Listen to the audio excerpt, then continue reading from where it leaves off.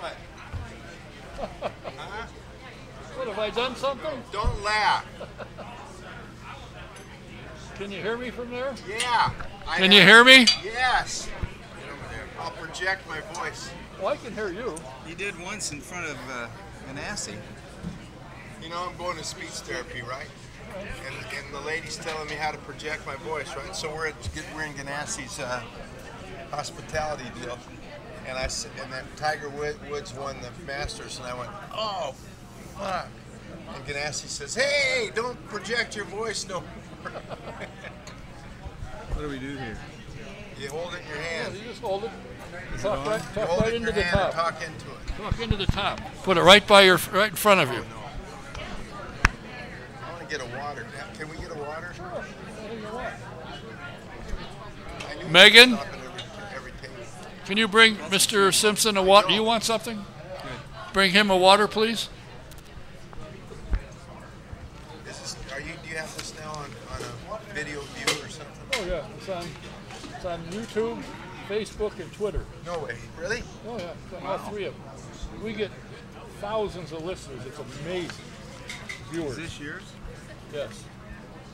Who else do you have on here? Tony Perella. He wanted to meet you. He's never met you. Tony Perella. He runs the SVRA? Yeah, he's the owner of it. He Yeah. wants to meet you. Why? I said, who you got coming? I said, Bill Simpson. You ever met him? He said, no. I'd like to know him. Tony Perella. Hi. How are you? How you doing? I have met you before. I met you with John Martin. Oh, I'm fine, thank you. You look good. Well, I wish I felt good. He does. I feel okay.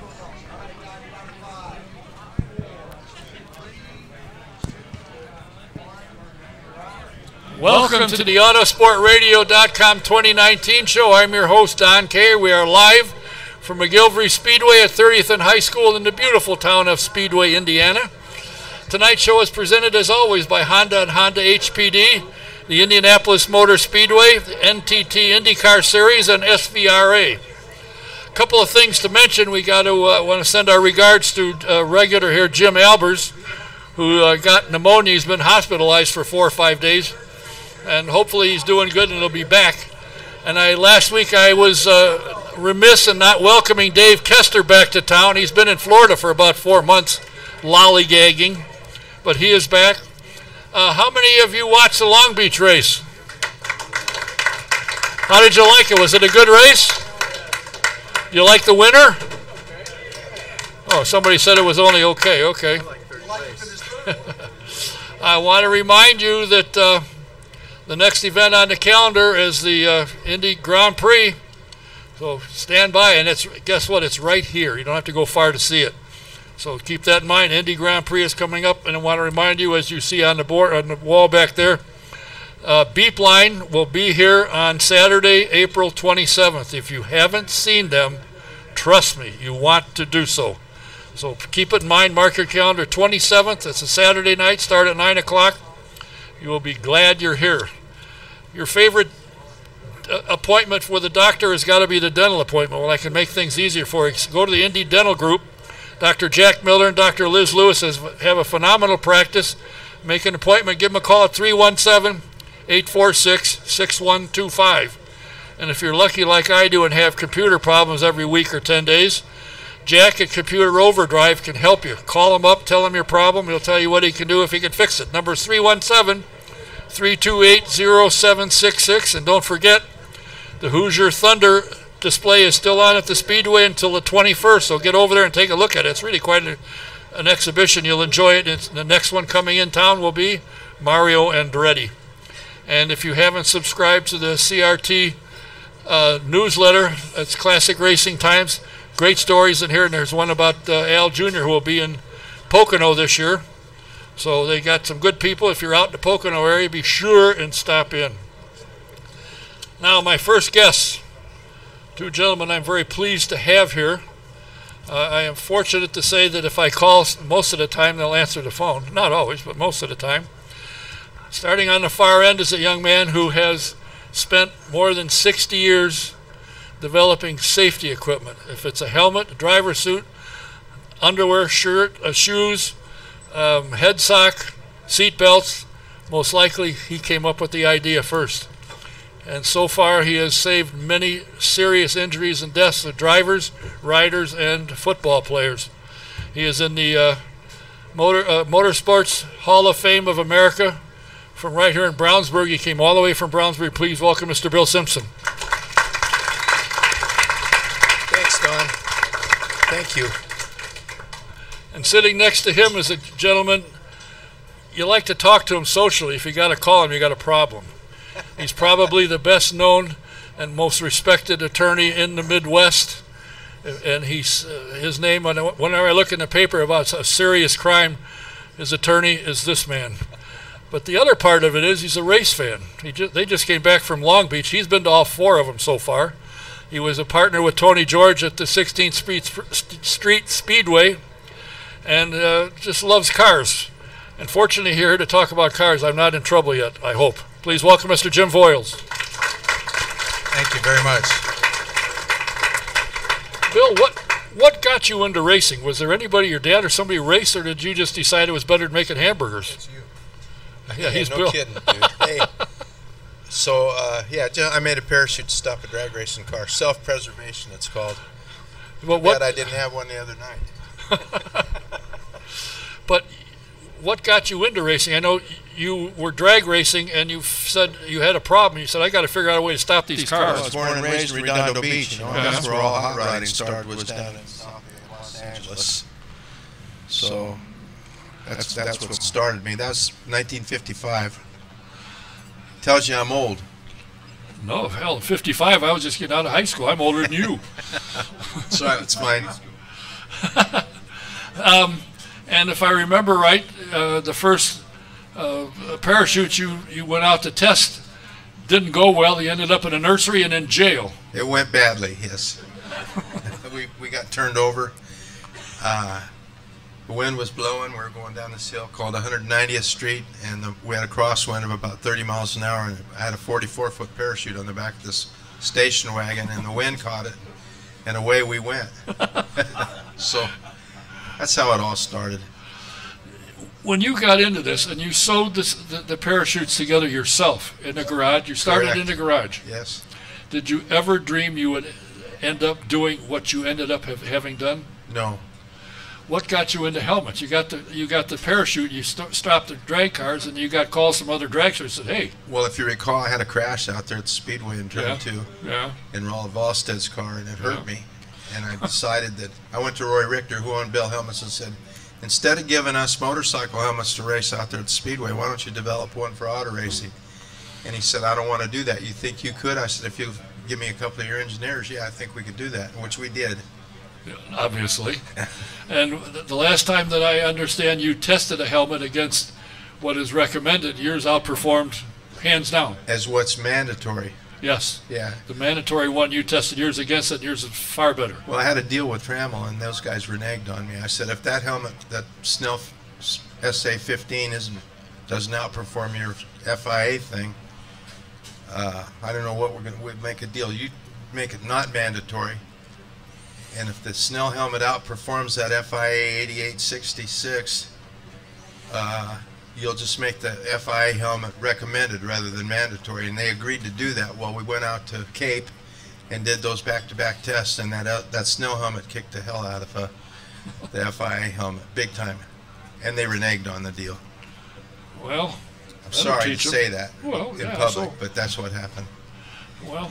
And then along came Voiles. Again. Yeah. Jim, what got you excited about cars? Oh, and I saw my first 500 in 1953.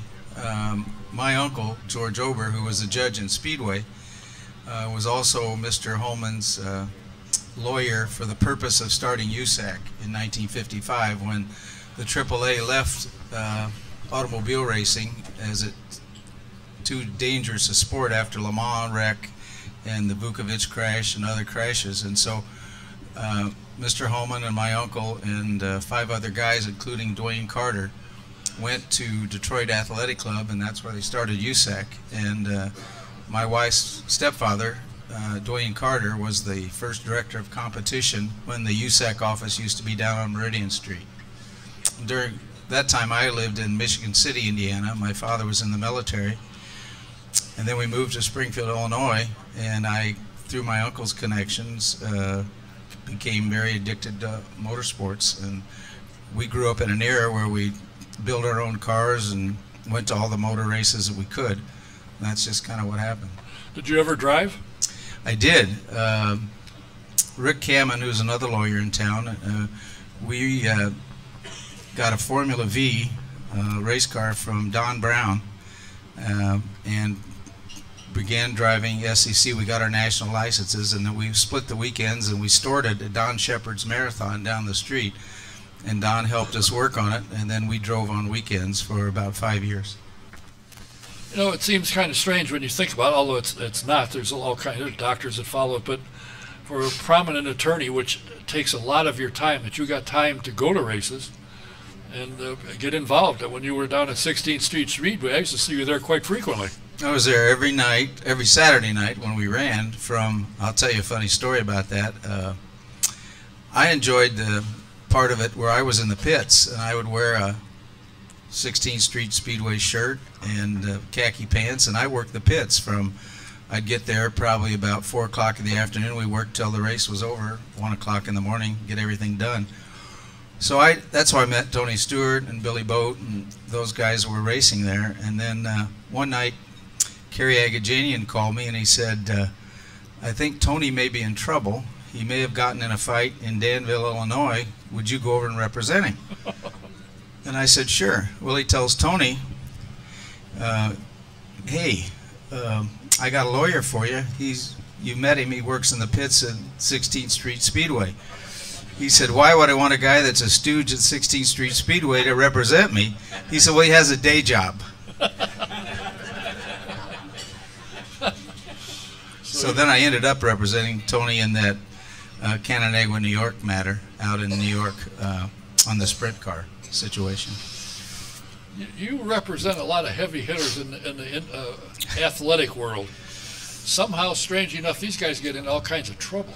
Misunderstandings, we call it. Oh, okay, I'm sorry. Well, fortunately, the guy sitting next to you has never had any of those kinds of misunderstandings. A couple. Oh, has he? Oh, yeah. How do you think we met? I wasn't just sitting at McGilvery's at the bar.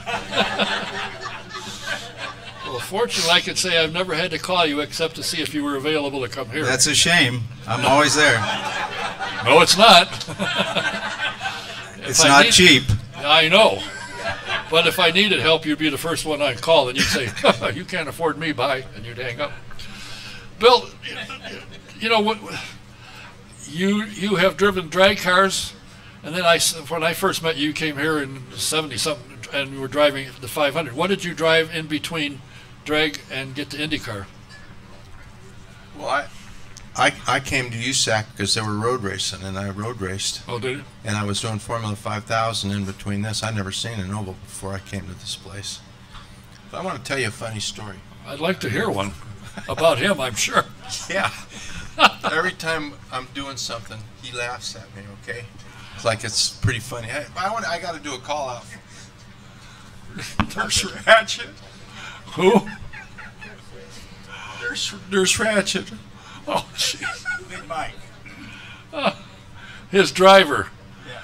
Well, driver. They say he's a driver. I saw him. He picked the car up and brought it here. He doesn't drive. No, but I had a stroke a month ago. Yeah. And he's been driving me around. I know. He's my chauffeur. I know.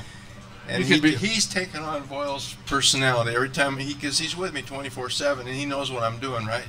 And every time I'm doing something, he starts laughing. And you know what you do when somebody starts laughing at you? Which way's the pits? Now, I heard a story that this weekend in Long Beach, I was told there was 2 guys wandering around, didn't know their butt from a hole in the ground. You got it. And I come to find out it's you. Me and him. Yeah, the two of you. We're wandering around through the garage area, not knowing why we're there or where we're going. Only one of us had the stroke.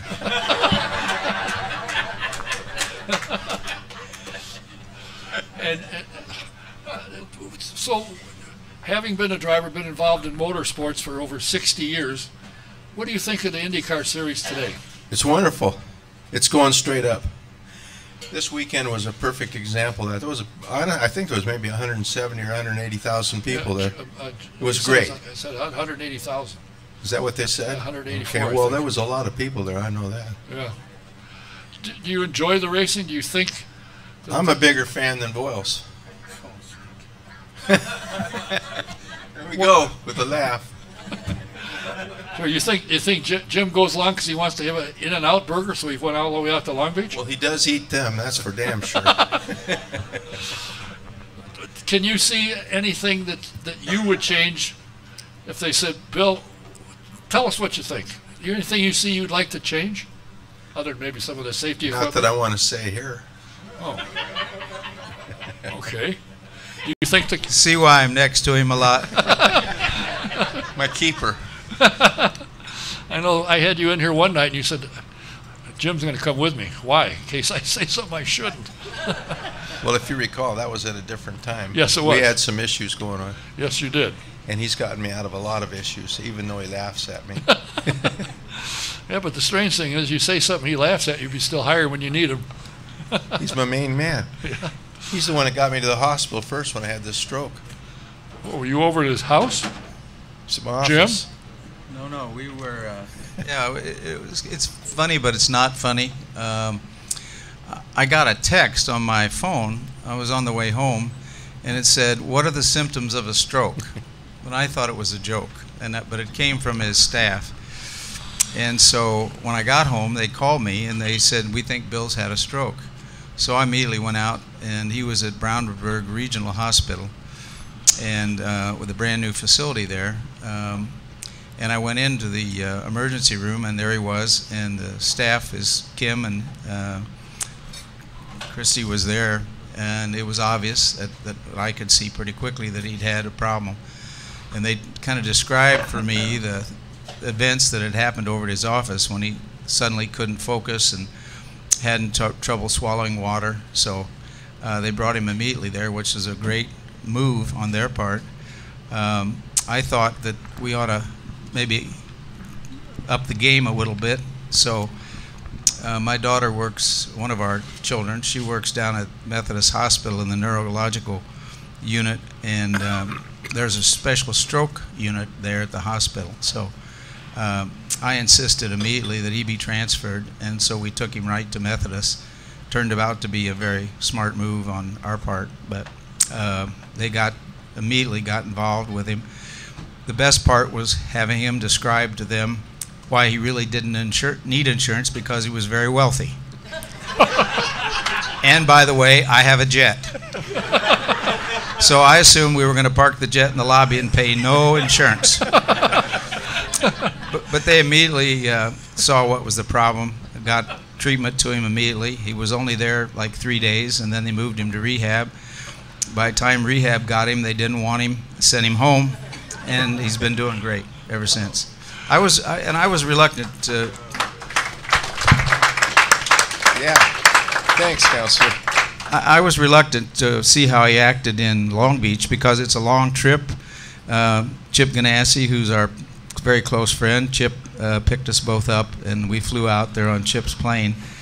And Bill was tired at times and went right back to the hotel, but he was a trooper. We went to all the events. We watched the race from the suite, and came home late that night.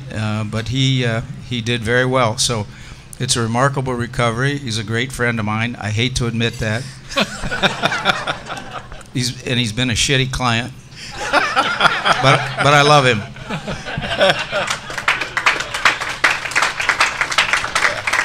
You know, when I called you, I heard about it. I called you, I think, the second day after it happened. And I said, "How's Bill doing?" He said, "He's doing good. Call him." He didn't want to hear from me.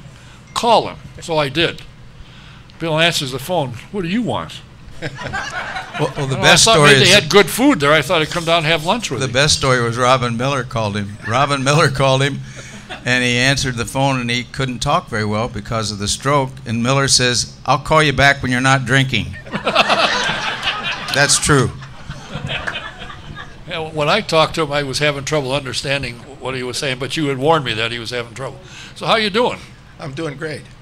Now, you told me that the doctors told you, had you not been in the physical condition you are, you might have been in serious trouble. Probably taking the dirt nap. Oh. It was pretty serious. Well. But, you know, it's my neurologist, she's the one that told me that because of my physical condition, my diet, and the way I take care of myself with working out and all that, that my recovery should be rapid. He doesn't like that because I can talk back to him. What do you mean? When he couldn't talk well and he couldn't Well, you should have seen argue us with in it. It's a Long lawyer's Beach. dream when the client can't talk to you.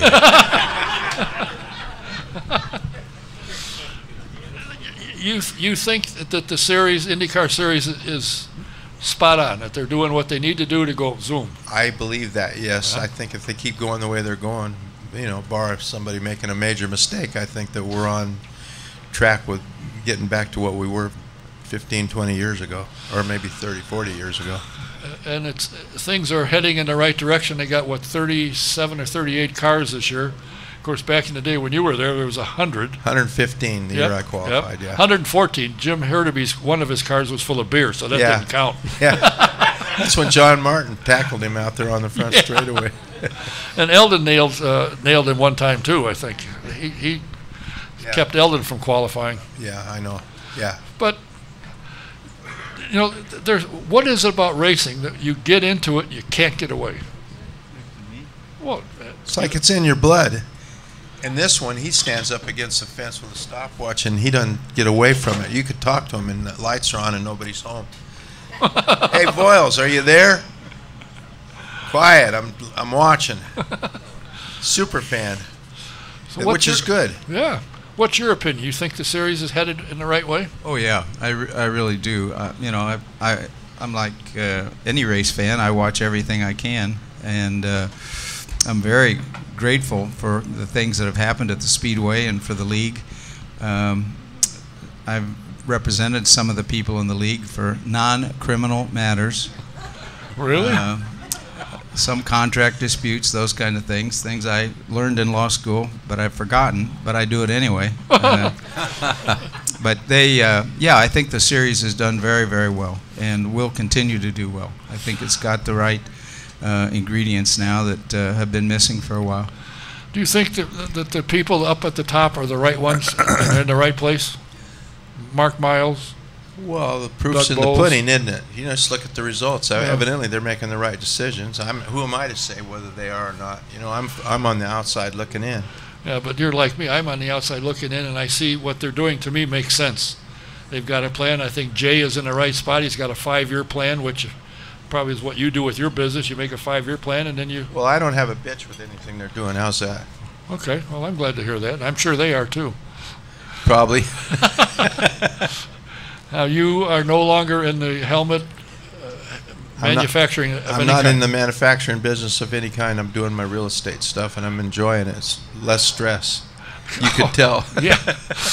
And you're doing a nice sized project down in South Carolina? I'm doing it in Mooresville, North Carolina. North building Carolina. a shopping center, yeah.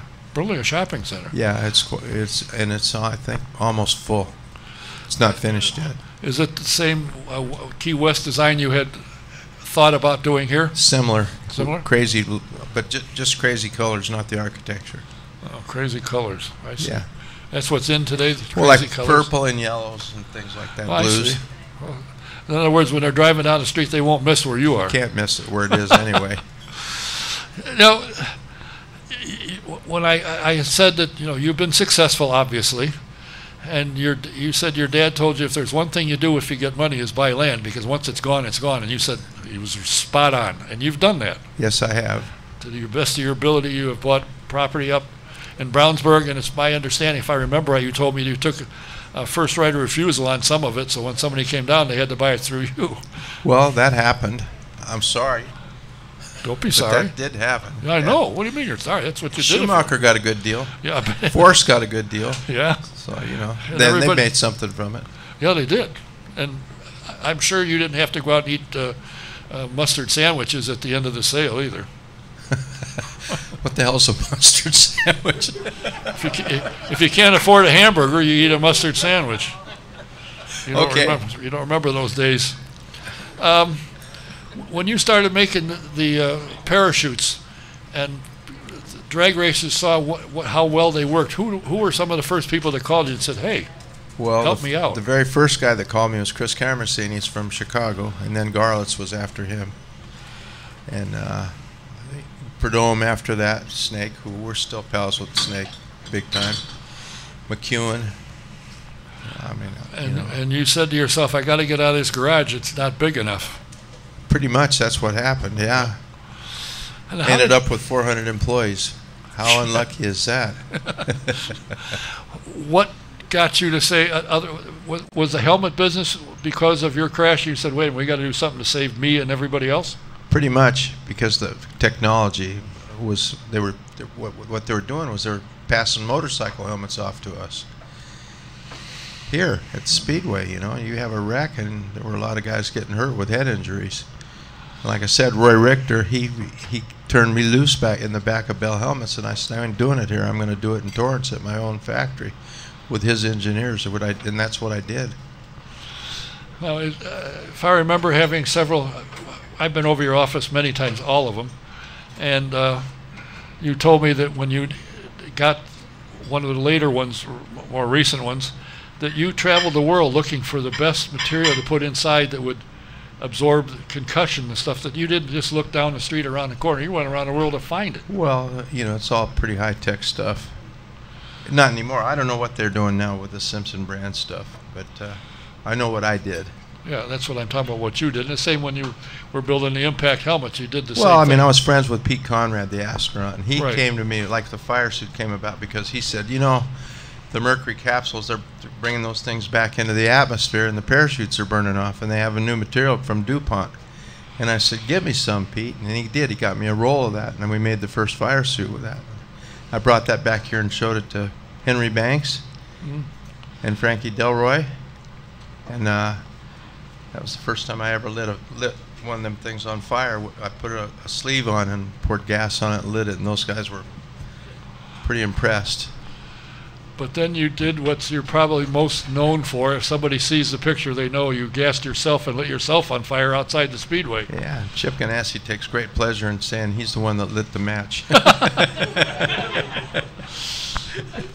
However, he can't be that excited because he's glad to see you around, because he was your partner in the football helmet business for a while you had it. We've done a lot of stuff together, and we're very good friends. Well, that's good, yes. As he is also with Mr. Voiles. You haven't defended him against anything, have you? Yeah. No. I mean, you're... I haven't. No. We're just friends. What interests you most, Jim, about motorsports? What excites you enough to go all the way out to Long Beach? You were at COTA. You've been to all 4 races, as far as I know, so far this year. What excites you to go? Free rides on airplanes.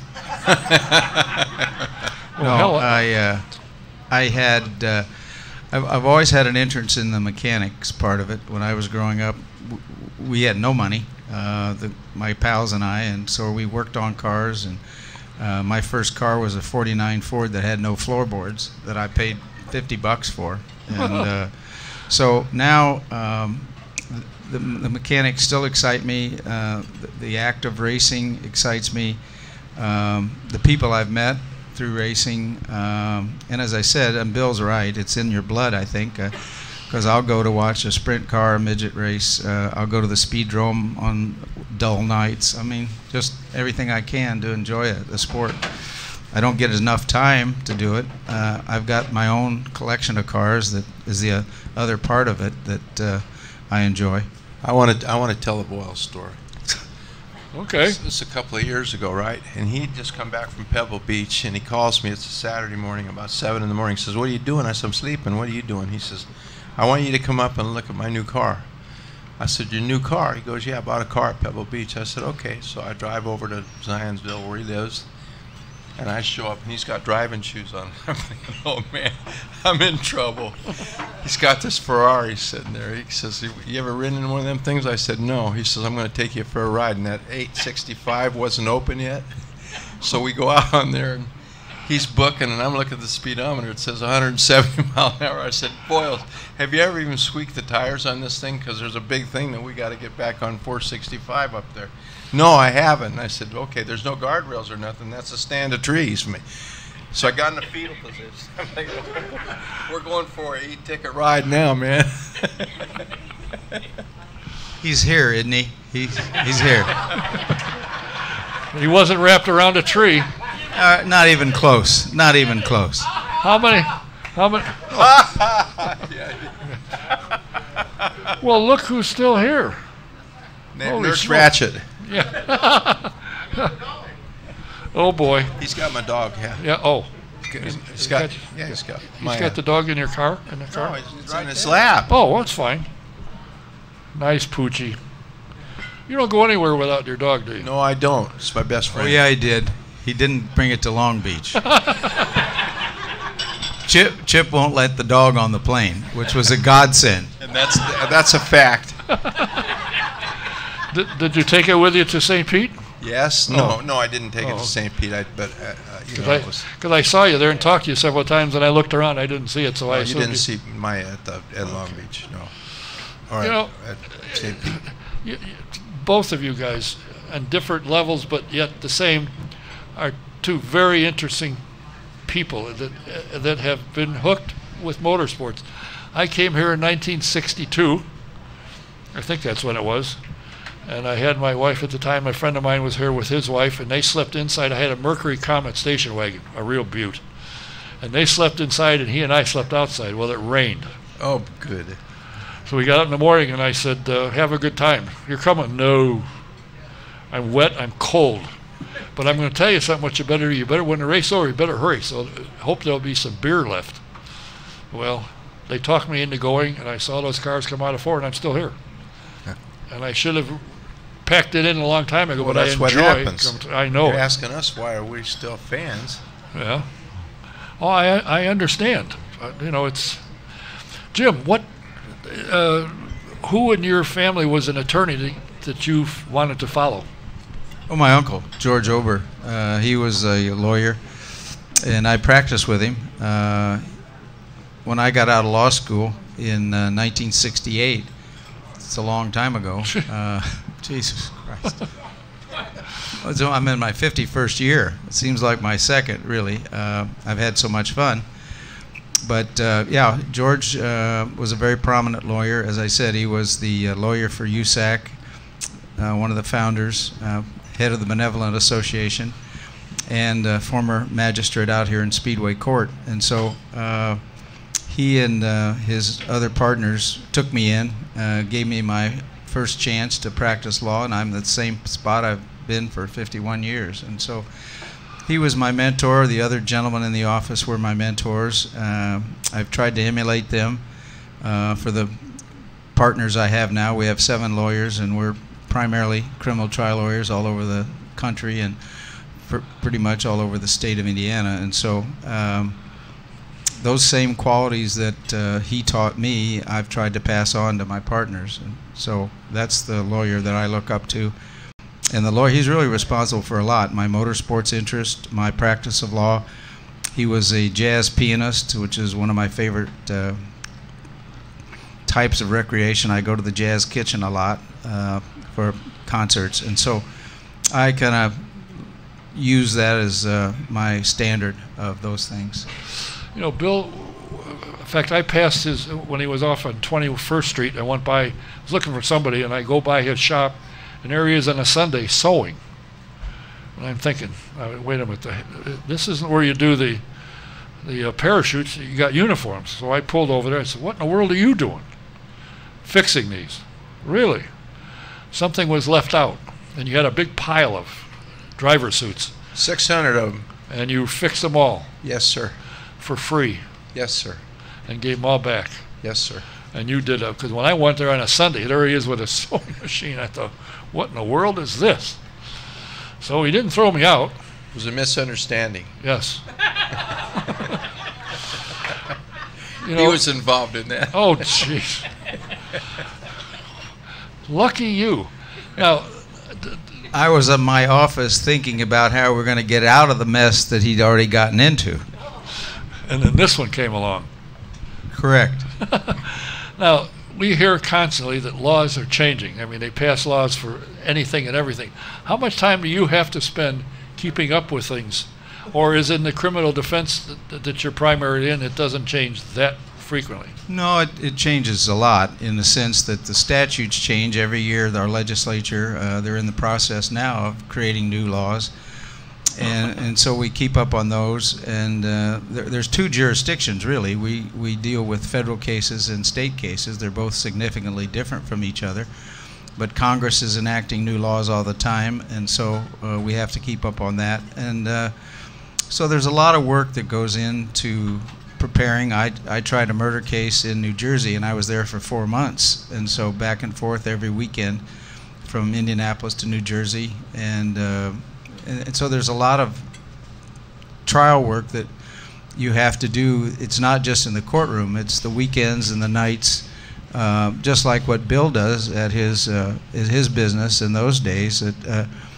Selling the uniforms, the easy part. The hard part is preparing it and getting it together and making sure everything, and that's kind of what we do at the office. You know, I suppose it doesn't amaze me particularly, because I've known you for a number of years. Fortunately, I've never had to call you and say, help. Because all of a sudden you'd look, I don't want to answer that call. But, you know, the interest that you show not only in what you do, and you've gained a national reputation, obviously. Why are you more successful than other criminal defense lawyers? Because I know several of them, and they don't do diddly squat much. Well, I'm not sure that's really true. I think all lawyers, we're blessed in this community with really fine lawyers. I'm just one of many. We had 5,000 lawyers generally are in the Marion County area. I was president of the bar in 2009, and so I got a first-hand look at how our bar association works. It's one of the finest bar associations in the country, more involved with our members than almost any other bar. And the quality of the lawyers and the judges in the Midwest, having tried cases and been in cases all over the country, you really don't appreciate what we have until you leave it and go out and meet other lawyers in other jurisdictions. And so I think primarily, as I said, it's the Midwestern part of our growing up. It's the quality of work that we get involved in, and the work ethic that the lawyers and judges in this community have. So I'm just been blessed to be in the right case at the right time, but I'm no better than really anybody else that's in the criminal practice in this community.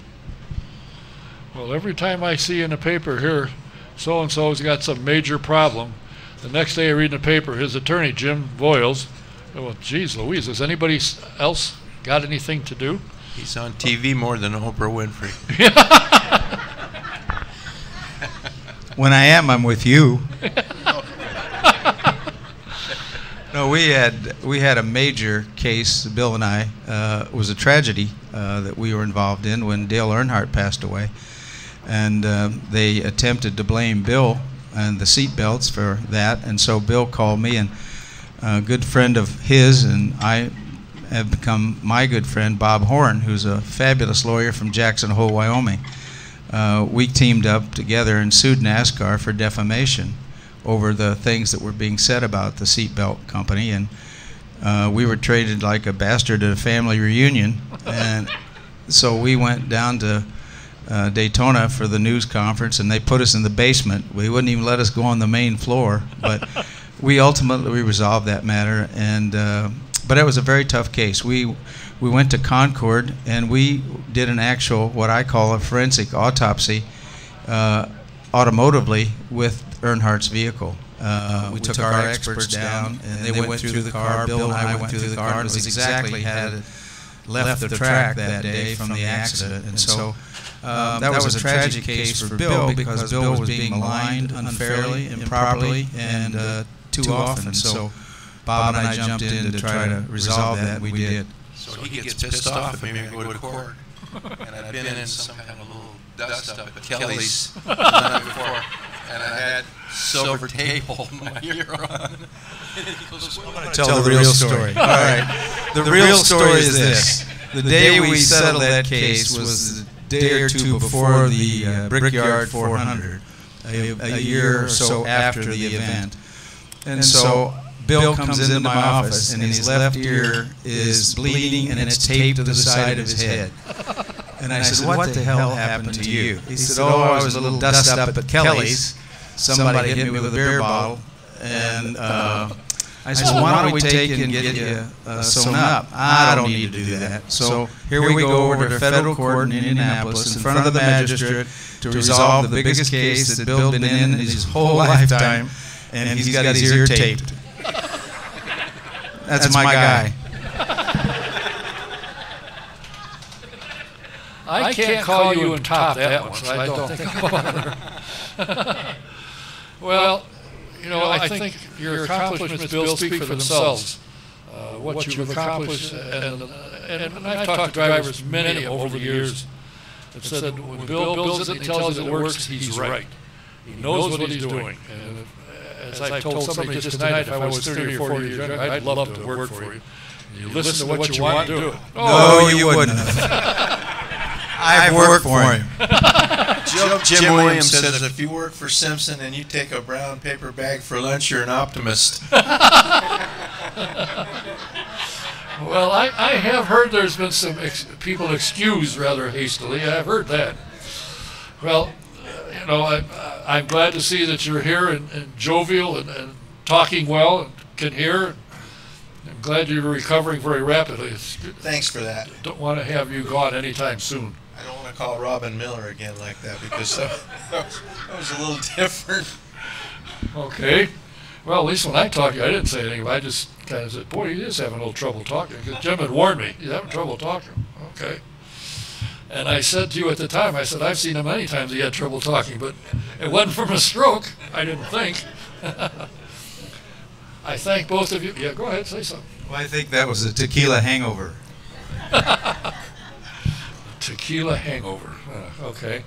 Well, Bill, all I can say is for your 60 years of work, somebody appreciated it. You're in the Motorsports Hall of Fame of America. There's nothing more you can say. What you've done has saved many, many, many lives and serious injuries, and I thank you, and I'm sure everybody else does. Thanks a lot. Thanks for having me and my captain here.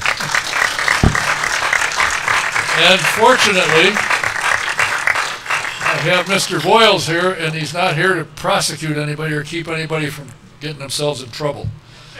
If you ever get into serious trouble, you need defense, this is the man to call. Jim Boyles. Thank you very much, Tom. Thanks for being here. Thanks, appreciate it. My next guest is here, and he'll be heading this way momentarily. And that big guy back there, he goes and he'll pick up Bill's car and he'll bring it right to the door. So we don't need to worry too much about it. And I'll turn down the left. Come on into here. Come on to this one. I want to remind you that Sam Pierce Chevrolet in Daleville, Indiana is the place to go if you want to buy a car. And the best prices everybody knows are in the country, and trust me, Daleville is in the country. Just take I-69 north to 234, exit 1 mile south or east, and you'll see it. When you buy a car from Sam, he doesn't stand behind you, he stands alongside you. And if you want to see what these race drivers like about driving the Indy cars, take a ride in a two-seater. The Indy racing experience is at the Speedway most all summer long. You give them a call to book a reservation. You go online to IndyRacingExperience.com, find a date that works for you, and sign up. And in the promo box, put SJ1, and you get a 50% discount. Or you can call the office, talk to Sean. The number is 317-243-7171. And who isn't now fascinated with vintage racing? My next guest is into that, and we're going to talk about it. But if you want to keep up with stories of the cars and the drivers and who's doing what and where the cars are and where they're running, you got to go to SVRA.com and subscribe to the Vintage Racing Quarterly. It is a first-class magazine. Great stories, great pictures. You'll enjoy it. So go to SVRA.com and subscribe to the Vintage Racing Quarterly. Whoops, same one I just had. Oh, if you need some embroidery, there's only one place to go, Stitches 2 on Gasoline Alley. You can give Fran a call, tell her what you need, what you're doing, and she'll help you out. The number is 317-271-3445. 44. And if you haven't joined Indy Racing Experience yet, you've got to do that. The IndyCar Nation, I should say the IndyCar Nation, just go to IndyCarNation.com and in the promo box put DonKay15, that's DONKAY 15 for a 15% discount on the Champion or Legend membership. You want to go see a good SVRA race? The next one is the 26th and 28th of April, that's next weekend. The 2019 Social Historic Sports Car Festival from Auto Club Speedway in Fontana, California. So if you're anywhere around, do yourself a favor. Go there. You'll love it. The cars are great. The drivers are great. You want to meet them, talk to them, take pictures, you can do it. It's able to do. Get in and watch and talk and talk. It's the time to get insurance for your home, your car, or commercial property. Do what I've done and a lot of people have done. Call Mike Pardee at VP Insurance. They're located at 5004 West 16th Street in Speedway. Give Mike a call. Tell him what you need. He'll help you. Trust me. Number 317-248-0070. And one more to go, if I can find it. Have you still got this car for sale? If you're looking for a vintage car, you need to check out the Grand King shop and look it over. They got a 1977 Don Edmonds Auto Research Lindsay Hopkins chassis with a Drake engine. Call Bill. The number is 317-820-3595. Get into the vintage racing. You'll love it. My next guest, speaking of vintage racing, is the president and CEO of the biggest thing in vintage racing going. It is the SVRA. Their events are growing by leaps and bounds. The attendance is better than ever, and sponsorships are flying in the door. It's amazing. He's a good guy. Always have a lot of fun when he's around. Please welcome Mr. Tony Perella.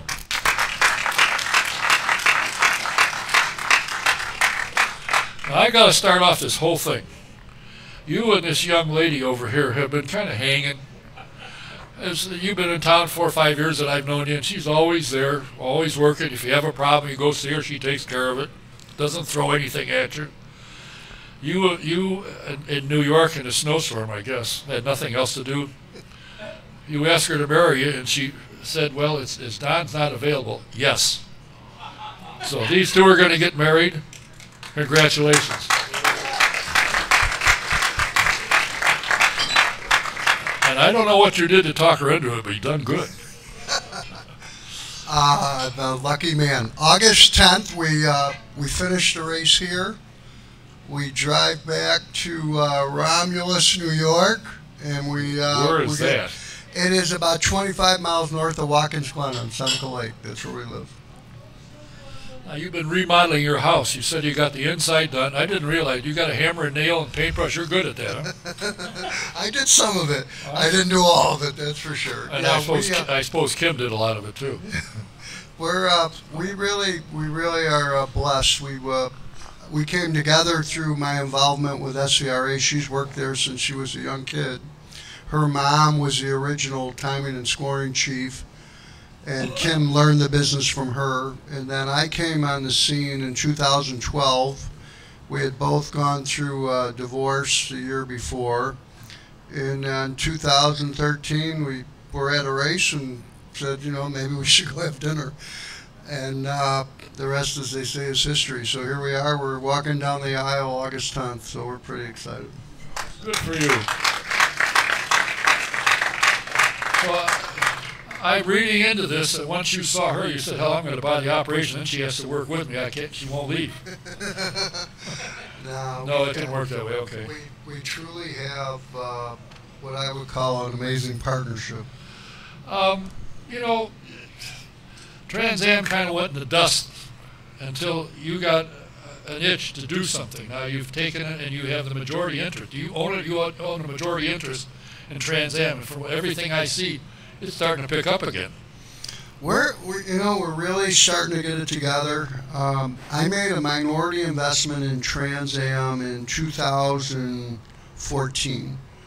And it was kind of a way for me to put one toe in the water to kind of check it out. And it had some growing pains, but it's as of today, it's a 53-year-old series. It's the longest running road racing series in the United States. And when you think of Mark Donahue and Parnelli Jones and all the greats that came up through that Trans Am. It had lost.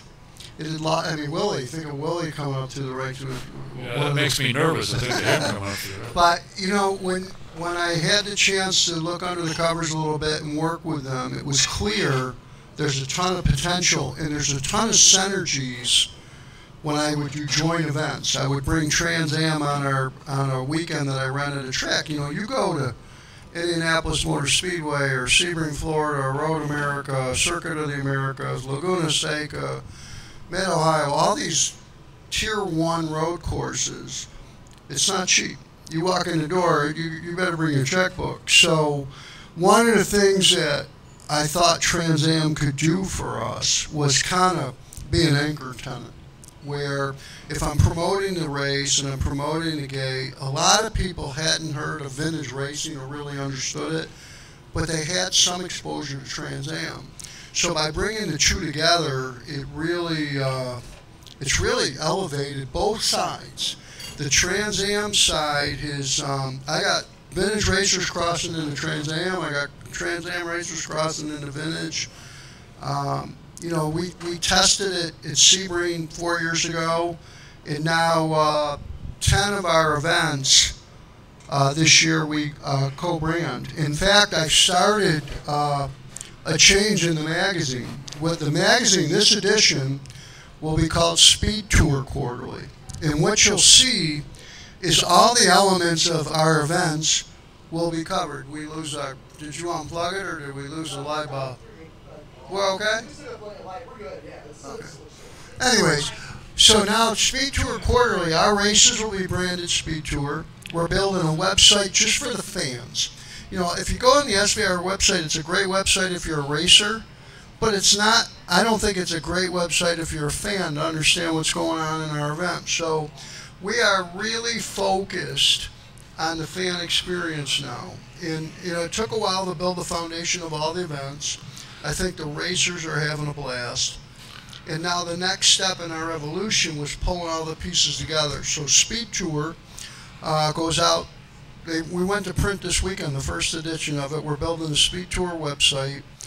And we're really leveraging Trans Am, SVRA, the VROC races, that, you know, the Vintage Race of Champions races that started here in Indy. Sometimes motorcycles, a specialized mark that we're running, all come together, IGT, all come together as one event, and we give total coverage. And our database, to put in perspective, we used to ship, when we started out a few thousand, we actually have over 16,000 names in our that get the magazine. I mean, the numbers are amazing. And so I'm watching it evolve, because we're not just vintage racing. Not that there's anything wrong with being just vintage racing, but that's not what we are anymore. We've evolved past that. Are you surprised at where you are? I mean, when you got into this, you wanted to build vintage racing to begin with, and you worked hard at getting it. And you started slowly, but boy, things are certainly picking up. And a lot of companies see what you're doing, and they've jumped on board. And there's some heavy hitters in there. There's not, you know, Billy's Twinkie shop. You've got some big ones. Well, I think we're on track to. In some respects, I think we're farther along, and then I think in some respects we're just getting started. And what I mean by that, if you look at the original business plan I wrote in 2012, I said we would have a national footprint. We would attract racers from all over the world. They would, in many cases, be high-profile, high-net-worth people, which would attract a lot of race-related sponsors, like the Simpsons of the world, the Bell Helmets of the world. But then we would also attract the wealthy Jaguar, Land Rover, NetJets, Merrill Lynch, because of the affluent drivers that we have. But what we didn't crack the code on was consumer brands. You know, I don't have Tide, or I don't have Coca-Cola, or what you, but we did just sign Avis Rent-A-Car, and I kind of think they're more of a consumer brand type sponsor. So I think you will see with Speed Tour, the emphasis on our fan experience, the numbers will continue to climb. Our gates are getting bigger and bigger by leveraging everything that we've built. we price our tickets $10 if you do it one day, or $25. We're really fan friendly. Kids get in free. We're not looking to charge. We don't want it to be a hardship come to our race. We want it to be affordable to anybody who wants to go. But I want the scale big enough that it's meaningful to the sponsors and let them carry the load of paying the bills. And that's served me well on the racer side, and now we're trying to gravitate that on the spectator side. Now, one of our last conversations, which probably was here, one of your goals is to get the sponsorship heavy enough that the car owners don't have to pay an entry fee. We launched it this year. The first, every race group, every event that we hold, one race group is on me.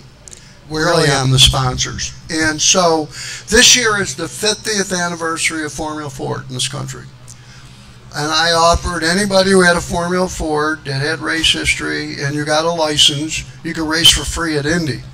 That's a big deal. So we have right now for our August race, there's 62 Formula Fords already registered. Wow. It's going to look like an LA freeway out there. It's going to be crazy. Are your field of cars growing? Are more guys dusting off old cars, restoring them, and then bring them out to run with you?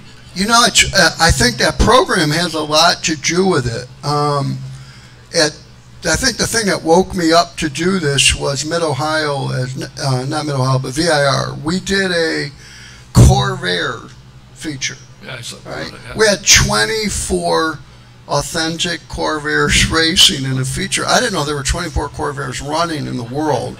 We had 24 of them racing, and I'm going to have them at Mid-Ohio this year to come back. It was such a cool show. We've got at Triumphs for Watkins Glen, we got over 40 of them registered. I got the historic Trans Am group racing with me at Laguna. We really try to touch all walk. We got Mustangs at Lime Rock. We had MGs at Sebring. So I think it's the first step. You know, we don't pay a purse. I don't pay them money to race like a professional series. And Trans Am I do, but not amateur racing. But if we can take the entry fee burden off their back, I think it makes it accessible to more people. And I'm seeing younger kids come in as a result of it that are on a little bit of a budget right now. They got to take care of life. This gives them a chance to go racing. Well, as you know, there's a number of places here in Indianapolis that restore cars. If you go over to Turn 4 Restorations, they got them lined up, hanging on a wall.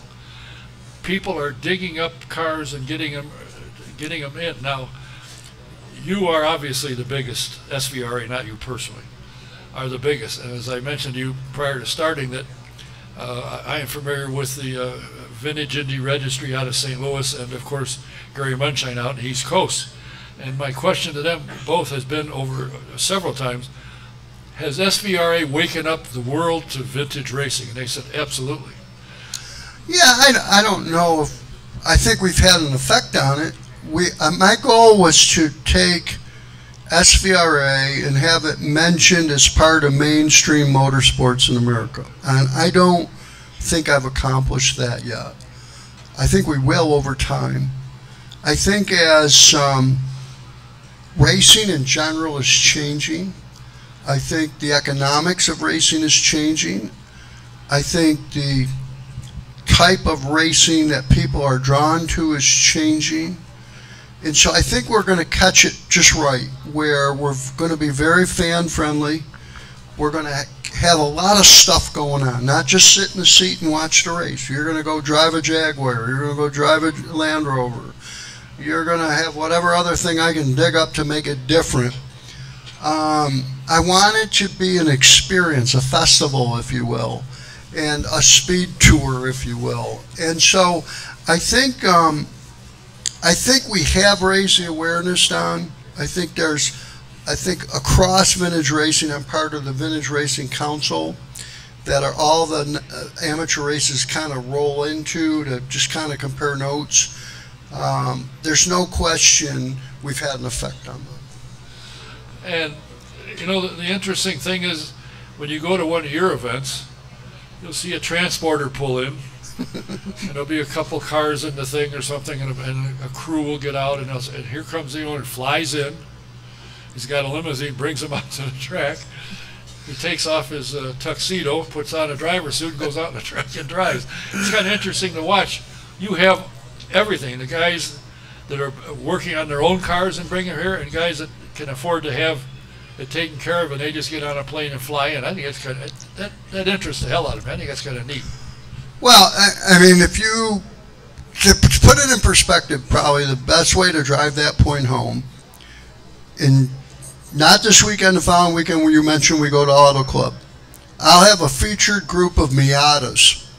A Miata is $10,000, $12,000, $14,000 race car, not big chips compared to some. Younger kids getting their feet wet, wrenching on the cars themselves, not the transporter in the Learjet, clearly.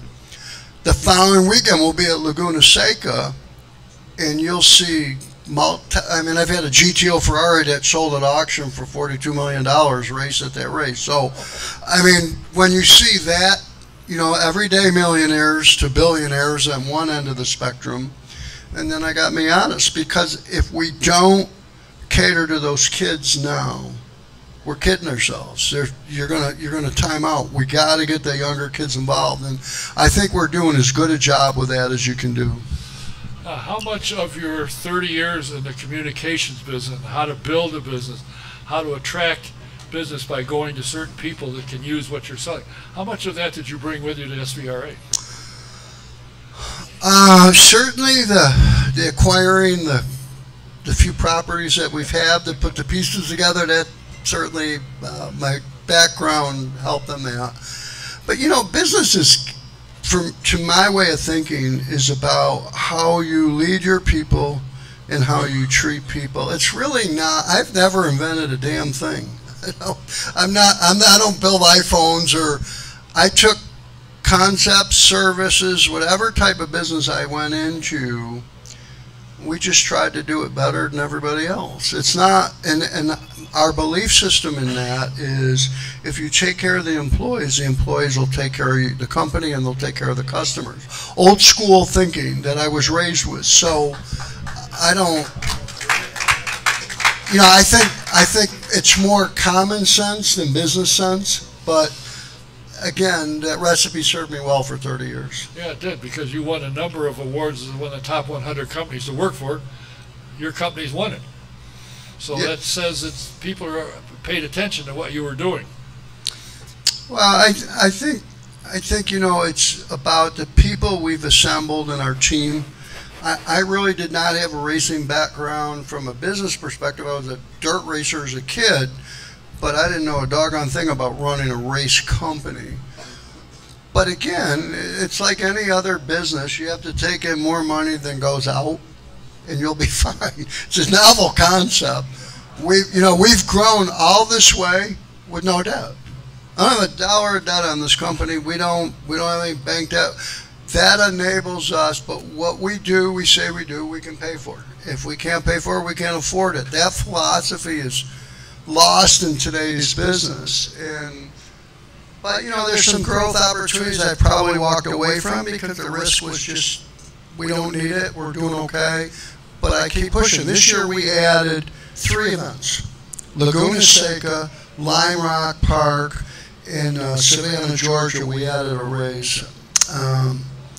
You know, when you add a race, people don't understand the cost. The first time in, I have to write a check for the track 6 months before we see our first entry, and it's not insignificant. So, but once you get through that, we knew we had the money to do that, so we added Laguna Seca. It's a huge deal. We're knocking on the door 300 cars between Trans Am and the SVRA side, so it'll be a tremendously successful event. And it's awesome to go there. That's Trans Am history right there.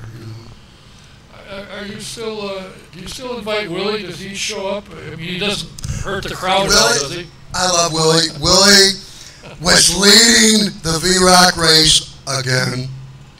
He had it won. This is the 3rd time he's been in front, and his Corvette he's driving can't finish the deal. And it wasn't his fault, But they're running this thing at 8,000 RPMs and this can't handle it. It keeps breaking on them. They got to rock it. If we ran a 20-minute race, they would have won every rerun. Right? You know, and people are listening to all these things you're doing. And how big is your full-time staff? We are up to 9 people full-time. Wow. Yeah, we're pretty lean. But, you know, we do that. The 9, counting me as one of the 9, we go really, really hard. But they're very passionate about getting it right. And I think we're doing it. And I think if we just stay the course, we're going to make a difference in the sport. I really believe that. And as you keep growing, you could have, next time you're here, you could have 12 people. Well, I have to admit, I mean, I've had companies where I had over 7,000 employees. Yeah. So sometimes I feel like I'm running a lemonade stand. It's a little stressful with what we do with the few people we have. But we really, we're very focused on process. And I think, for the most part, we do a pretty good job. Well, I got to tell you, Pam puts out a tremendous magazine. I watch her at the PRI show, and how she operates and the way she works, and with the, you know, and I talked to her about the magazine, where you come up with this, who does that. It's amazing, and if you don't, and a lot of these people have subscribed to it. It's a phenomenal magazine, and it's not some little paper thing that you find at a grocery store that the pages fall apart. It's a first-class magazine, and I have noticed something.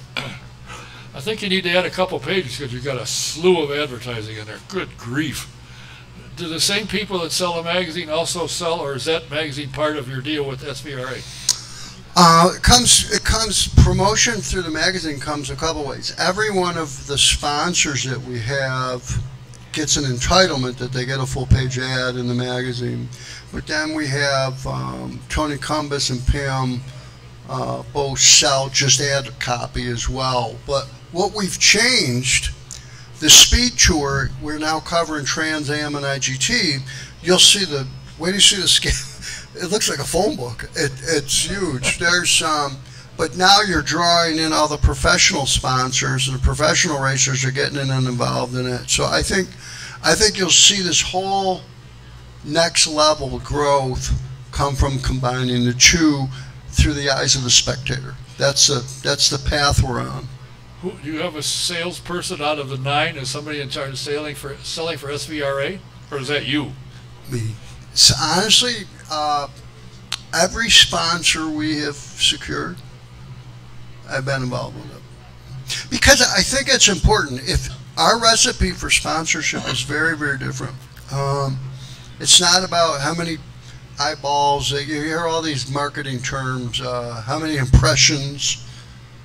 That's not my recipe. My recipe is, you invest this in me, my job is to make sure you sell more than that and get a return on your investment. That's my job. And as a CEO of both companies, I sit down, before we sign a sponsor, we build a very specific marketing plan on behalf of that sponsor. The case of Avis Rent-A-Car, when I pitched that deal, said, let's do the math. We can both add and subtract probably very well. I'll bring in 500 to 600 drivers to this thing just at Indy, let alone the other 14 we put on, let alone Trans Am, let alone our staff. Hundreds of cars get rented. The V-Rock says, you need to sponsor me, but on the checkout page of our Order in a Race, you'll do a direct link right to Avis, and you'll come up with a discount because you're an SVRA or Trans Am member. That's meaningful. That's not a token discount, a real discount. So they guarantee that they'll be 5% cheaper than any place they can rent a car in that location, and sometimes as much as 25. And holy cow, are we renting a lot of cars. So I should be doing that for hotel rooms. I should be doing that for any consumable that evolves around our event. So, we did tires, we did fuel, we did rent a car, but I want to get beer, wine, water, everything that you can go through. You hear that, Fluffy? Beer and wine. So, you know, we're very much a work in progress, but I'm proud of where we've come. We've come a long way. I mean, we were 3 races in 2012. I know. Well, contrary to how you sell, I sell on eyes. And with that camera and that one, oh yeah, there it is. We get the people that watch this thing astound me. I mean, good grief. So what I hope to do is make people aware that watching California, hey, there's an event coming, let's go. Or in Florida, or you know, wherever you are. And I get emails saying, wow, glad you mentioned it. I didn't know about it. We'll make plans. So you are catching people's attention. And when I look at the sponsors that you have and the ones that are joining, I'm like, good Lord, somebody's got to be doing it, and it's you. In between rehabbing a house, can't get out of your driveway because it's snowing, so you stay home. Getting married to this lovely young lady. My hat is off to you, not that I have one on, but my hat is off to what you have accomplished in what I consider a relatively short period of time. I mean, your membership is huge from what it was, the events. Are you looking to add any more events, or are you figuring you're pretty much where you are?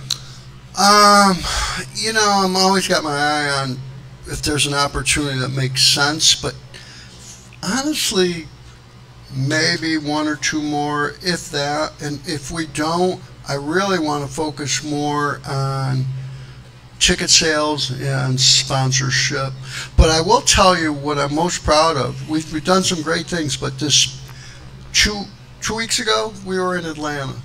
And we had the VROC race where I combined some well-known NASCAR names like a Greg Biffle and Mike Skinner, and some well-known IndyCar names like a Willie T and Lynn and Al Jr. And we did this deal for charity. And the charity was Hope for the Warriors. And these are veterans who went to serve our country, were hurt serving our country, where they lost use of their legs, lost their legs, spinal cord injury, where they no longer could just operate a motor vehicle the way you and I think nothing of. And this Hope for the Warriors built a program that assesses what it would take to retrofit a car or vehicle so the vet can get back his or her independence. And oh my God, we raised on one night, thanks to the efforts of the Pro-Am drivers who came in. They put on the race. We had a silent auction. We put envelopes on the table. We shook the trees. Raised over $50,000 in one night. Wow. And what I like about this Hope for the Warriors, 91% of every dollar that comes in the door goes directly to the vet. You know, some of these charities you gotta do your homework on. We're doing one here in August for the Morgan Adams Foundation, and that's for children with cancer. And they're going to be involved with Riley Hospital. We're going to bring a bunch of kids in who are sick. And we're really focused on this year. People don't realize it, but that Pro-Am and the VROC races that we've done over 6 years now have raised, we just broke through $800,000 we gave away to different things. So, I mean, that's the kind of stuff that I think that's what matters to me at this stage of the game. That if we can get this thing up to another level and give away several million and spend it where it can make a difference, that's a good day's work. You help those and you have fun doing it. Yeah. We do. I mean, we still love it. There's days that I'll complain. She hears me. I just got, I'll give you a quick story. I bought this thinking I was going to go race it. Well, no. That doesn't happen because you get putting on an event, you're pulling 1,000 directors. So this one day I'm at VIR, and I always wanted to race the VIR. So I get, and everybody's just pounding the crap out of me. This is wrong, this is wrong. And finally, I put my helmet on, went to the grid 20 minutes early. Got my helmet on, strapped, it's about 100 out, I don't care. I'm in my suit.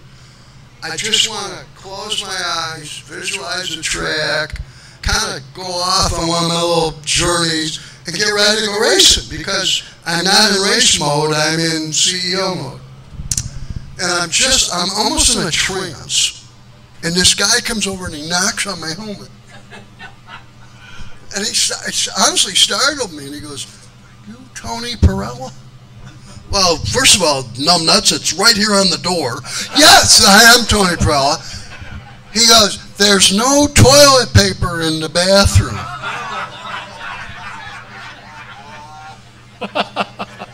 I sweat. I undid my helmet, drove back to the trailer. I'm done for the day. I can't. How do you go racing with that? So, the problem, it's really hard to be a racer and be a CEO at the same time. And I've tried going to other people's races, and even that, you know, they want to talk. I went to Road America one year, drove all the way from Texas, trailered the car myself because I'm going to do it old school, drove 8 zillion miles, get up, wait in line at registration, and I'm not there 20 seconds. "Aren't you Tony Perella?" "Yes." "I want to talk to you about your rule change in Group 6. "No, I'm on vacation. Call Rick. Here's his number." "Not today. This will only take 10 minutes. So you have to kind of throw that switch and say it's time to let that go. So I think my racing days are pretty much over, but you know, I think I can make a bigger impact on the sport than my driving. Hopefully I can but I do love it. We had I'll close out with we had an event down in Charlotte, or in Savannah, and it's part of the Hilton Head Concours. It's the week before the Hilton Head Concours, and we partnered up with them where I'm going to put a race on in Savannah, and then 40 miles up the road the following weekend is the Hilton Head Concours, which is a really big deal. And so I'm going to finally get to be involved with a car show element, because I still love cars. I still love to play with cars. And I organized an Indy Roadster group based on what I learned here for the concourse. So we'll race one weekend, and then I can catch my breath, and we can go to the concourse and enjoy it for what it is. And I'll be a judge and have some fun like that. But I still love the cars.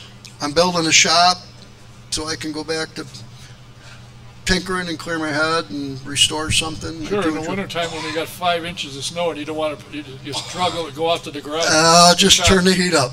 Turn the heat up.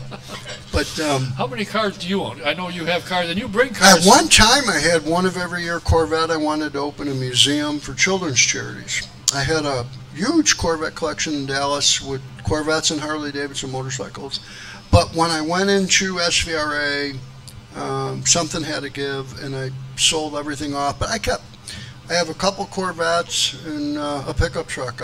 My collection's nothing. But now when I build the shop, I got a few things that I want to build that we'll go do.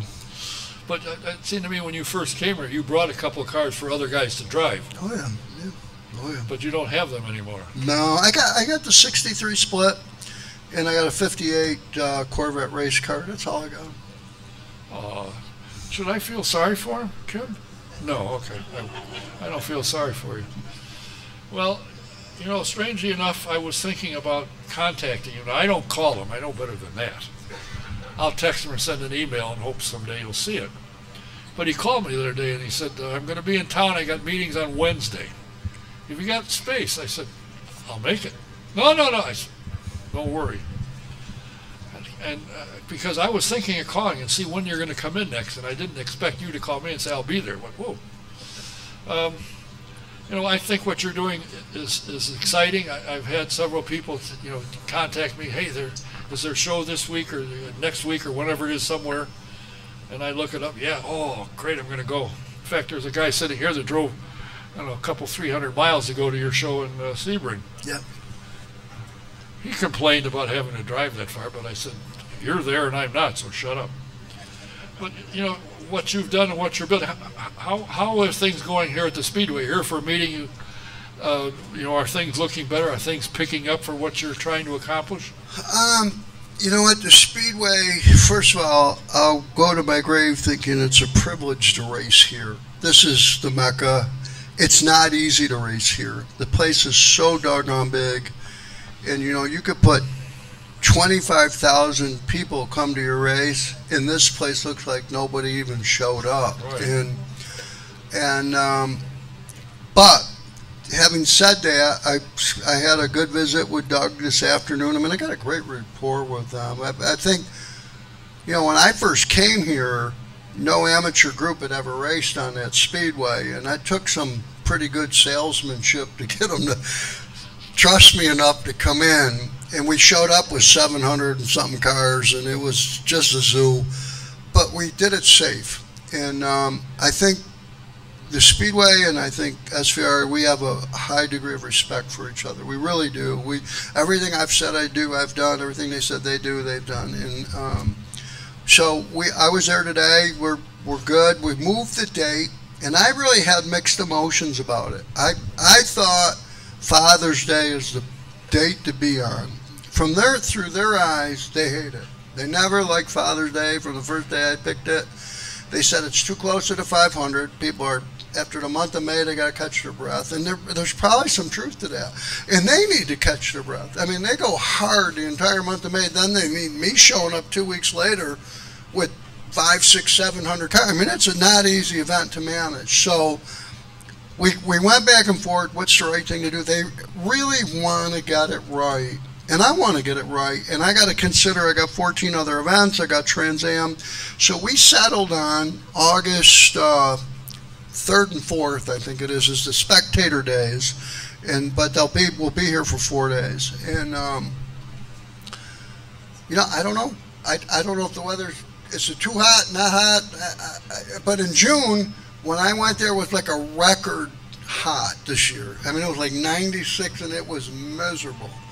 And so I don't know. I'm praying that the weather is good. You know, to me, anytime you race here is a privilege. But I want to grow it. I really, really want to grow it. And it's hard to. People don't realize how hard it is to move the needle materially. But you know, I'm doing some very strategic things. You know, I signed Pirelli as the official tire for Trans Am. So I met with them, and their largest distributor is Tire Rack. Okay, they sell a lot. So I said, well, why don't we do a deal where I'll give you a discount off the ticket. You do email blast. Somebody buys a set of Pirelli tires, they buy one, you pay for one. If they show up to the race with Pirelli tires, I'll let them get VIP parking because they got Pirelli tires in their car.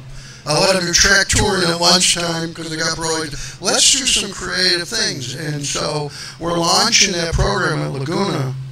And I think it's going to be I think it can move the needle. So, you know, we keep messing with the recipe. We'll figure it out. Because you can't just spend, you think, well, just put some commercials on TV. Really? Just take out a full-page ad and a star. It's not that simple. You got to be really mindful where you spend. You do a lot with social media. I mean, the job Mark Dill does for me and Ben Sissel on my staff are amazing what they do to get the word out without spending. But we're learning. Every day we learn. Don't forget, August 10th. Oh, I won't forget that day. I promise you I won't forget that day. I mean, we literally leave here. We drive home. Let's do this.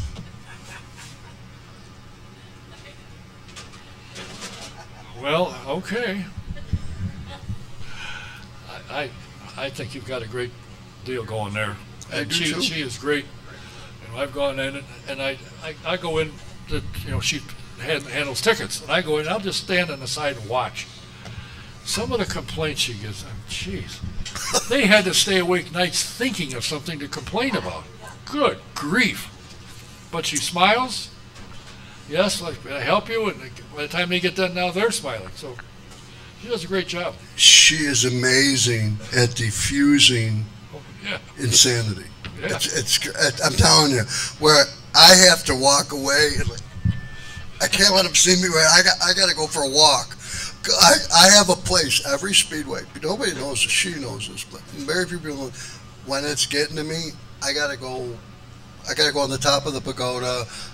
here at the Glen. I go up in the spotter thing where the NASCAR guys go, and I take 10 minutes. I got to get my attitude adjusted because I'm listening to too much of this. I got to keep that customer service thing working, you know, where she can throw a switch. She smiles at them. Yeah. It's not easy. Now, there is somebody that's sitting in the audience that when that happens, they go for a shot of booze or something to kind of calm them down. You ever tried that? Because you'd fall off the spotter. We do that after the track goes cold. Well, Tony, I can't tell you how pleased I was when you called and said, I'm going to be in town. Can you fit me in? We fit you in. Always like hearing and reading about what you're doing. And I said when Pam sends out something about a new event or a new product or a new something or other, I put it up, and the number of people that share it's amazing to me, because I get stuff and I don't very often share it because the emails that I get. I get emails from sponsors and teams and series that I've never heard of. I have no idea how the hell they found me because I couldn't find them. But you're doing a great job with a staff of 9. I can't wait till you come back and say, I got 12. You know, your staff can work in the back of a 25-foot travel trailer. There aren't not that many people. We can hold a meeting in the phone booth. It's pretty scary. Well, I thank you. We look forward to your coming here once again. As I said, if you're out in California, near Fontana, you got to get out there. They'll be there on the 26th, was it 26th or the 28th or 29th, something like that. Stop in and see it. If you haven't seen an SVRA event, you're missing something. It's worth it. And the cars there are not the stuff that runs wrecks. They got cars that are worth millions. Come out and see and watch them. As always, thank you. You're always so gracious to us. Thanks for having us on. Tony Perella. Thank you. SVRA. Don't forget, they'll be here in town. Oh, you know what I got to do? Kathy Swinford, happy belated birthday. I was 2 weeks late. She's on my staff, but happy birthday. Happy birthday, Kathy. Thanks for being here. And one other thing I want to mention. I can reach it over here. This one? Yeah. There was a young lady who said she'd be here last week. She didn't show up. She works for Napa. And they're looking to set a record-breaking car show on the 27th. You go there early, and then you come here at night, have dinner, and watch Beepline. They're going to be out in Plainfield at 2601 Stout Heritage Parkway. They're trying to set a world record for the most car washes in 8 hours. There's a kid you probably have heard of recently. His name is Alexander Rossi. He will be there from 1 until 3. The show takes place, I forget where it says, it's registration, 9 a.m., judging starts at 3. So the best in show 1, 2, and 3, People's Choice. If you get a chance, if you're out in the Plainfield area, you want to stop by, you get a car wash, happen to set a record, and you can see Alexander Rossi, get an autograph, shake his hand, get a picture. Great kid, you'll enjoy him. Thanks for being here, everybody, and till next week. Oh, I forgot to tell you who my guests are. Strange that I forgot that. My first guest scheduled is a guy you've probably heard of. He is the CEO of Hulman Racing, which is the owner of the Indianapolis Motor Speedway and IndyCar. And he is doing a phenomenal job. Mr. Mark Miles will be here. And after him, the Executive Vice President and General Manager of Gateway Motorsports Park, Chris Blair, will be here. He was here the last time and it was phenomenal. And he'll be back here next Tuesday. So come on in. We should have a good show. I want to thank everybody for watching, listening. Until next week, good night.